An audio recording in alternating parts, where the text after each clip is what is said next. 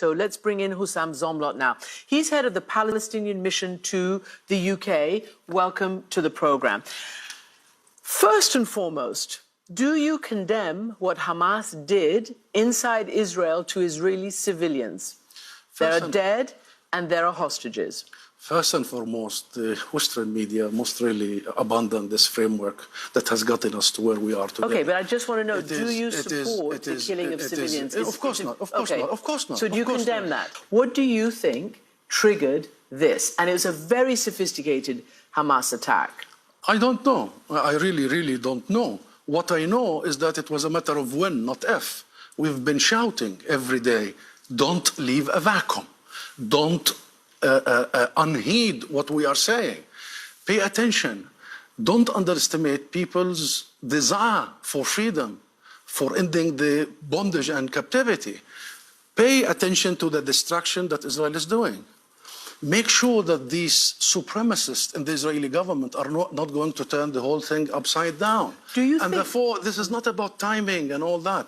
This is about the fact that we discuss everything except the core thing, the fundamental issue, the root causes. And we've been doing this for 75 years. One sentence. You know that 70% of the population in Gaza, the Palestinians, are refugees since the Nakba of 1948. You know that they have been under besiegement since 2007, the biggest open-air prison. This is what leads to events that you want to discuss. So here's the thing. Obviously, the Israelis will say this is what happens when we evacuate, for instance, withdraw from Gaza, which they have done. And as you're right, it is sealed and it is a very heavily guarded situation.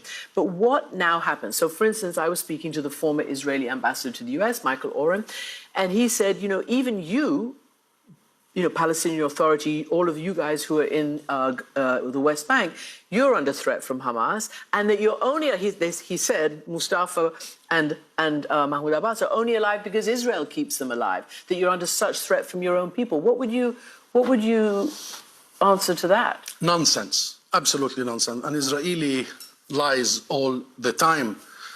What our people in Gaza are subjected to are the same in the West Bank, in Jerusalem, and our refugees and diaspora.